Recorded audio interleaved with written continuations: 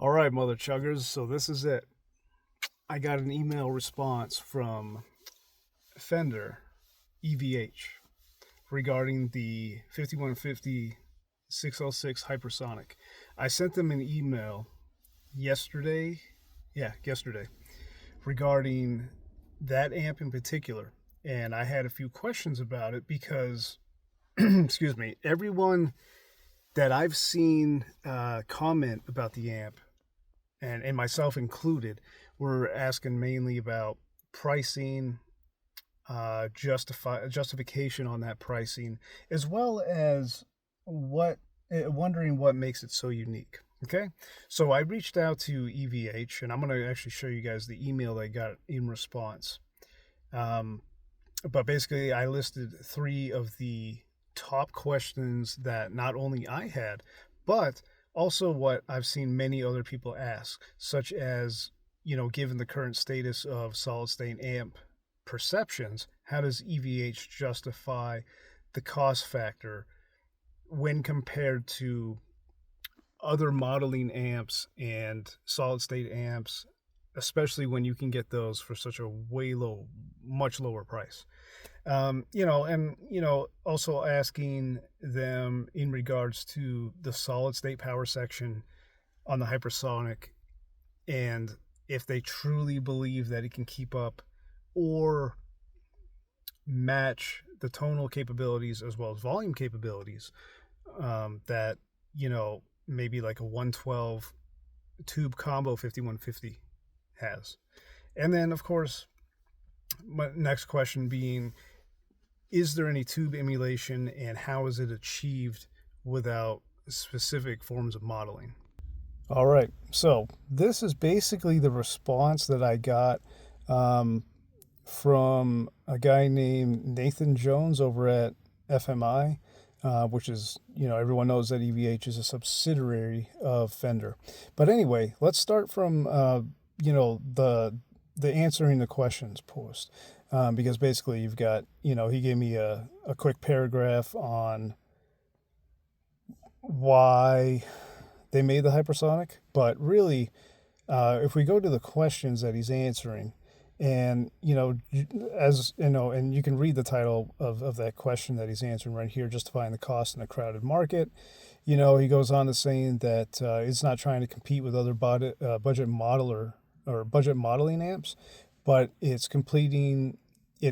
complementing and competing with the Tone Master. So if anyone's familiar with like the Tone Master products that Fender has out, they've actually gotten quite popular over the last year, maybe year and a half.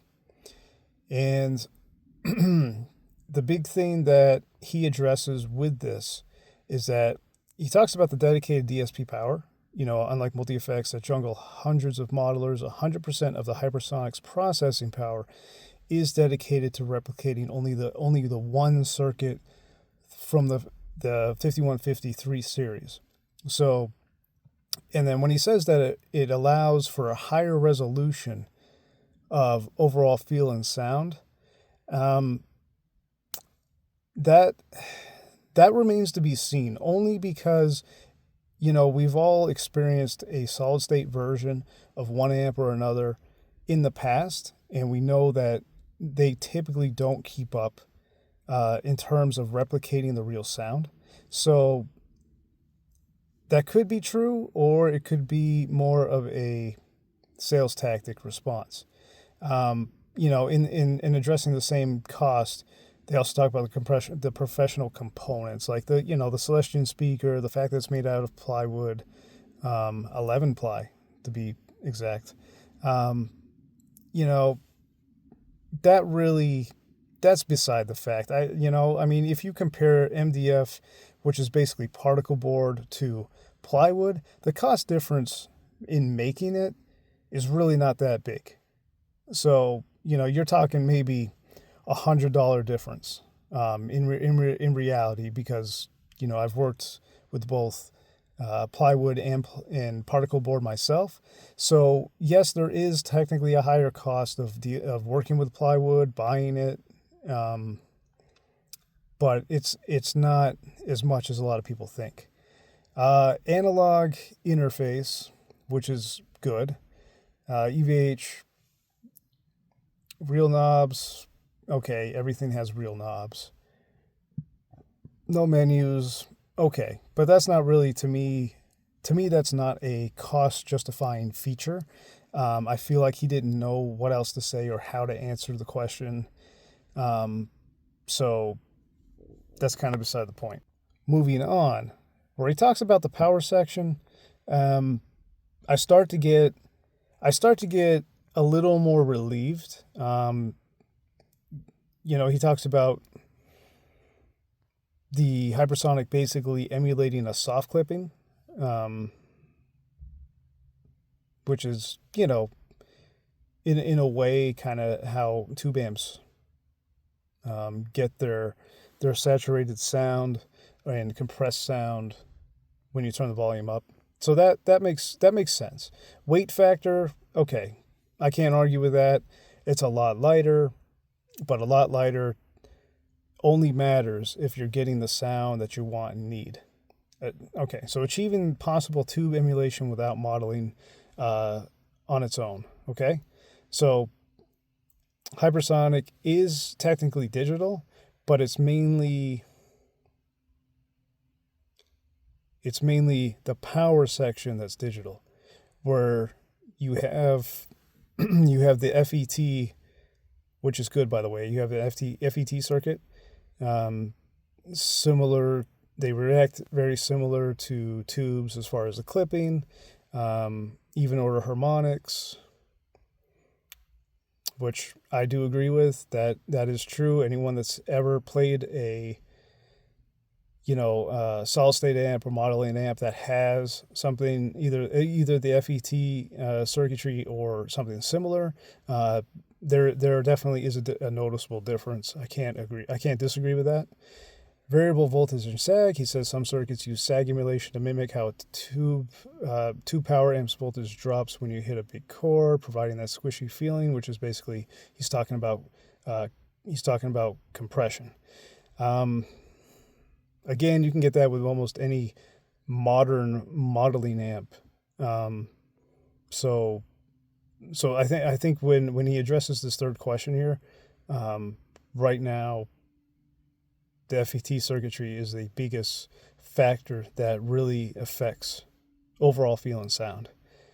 Current feedback loops, let's see what he says. This is the secret sauce. By sending a signal back from the speaker to the power amp, the amp feels the speaker moving, creating an interactive thump and growl. So basically they're using a electrical current that backs into from the speaker to the power amp, and it literally makes the speaker move. Like, if you're playing a tube amp and you have that volume cranked up a little bit, you can feel it, right? So this is what he's saying. This is basically emulating the feel of a tube amp. So overall, I understand what he's saying, and I feel like Nathan here did a pretty good job of explaining the possible justification for the price.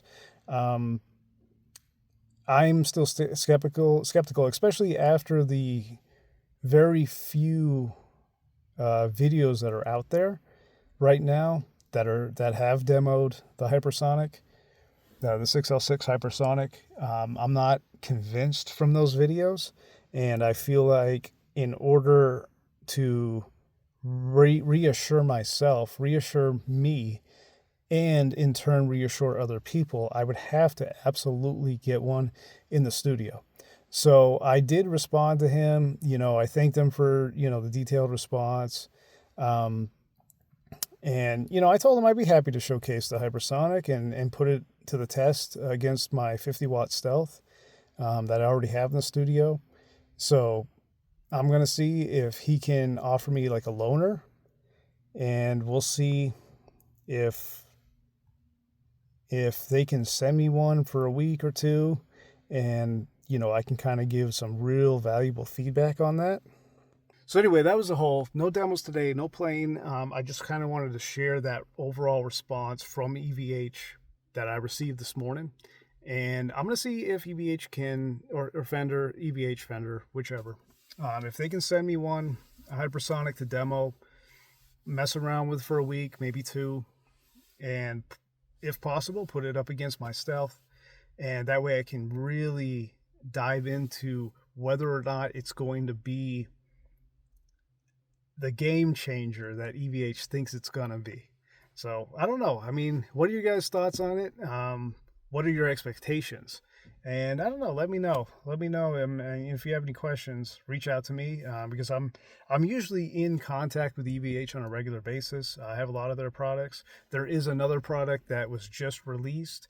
It's available for pre-order, and that is the MXR EVH 5150 high gain distortion pedal. So that might be something else I might grab, at least for review purposes. And yeah, we'll see. We'll see. I think there's a lot of anticipation about it, and we're going to find out if their new products are going to hold up to scrutiny. All right, guys, have a good day.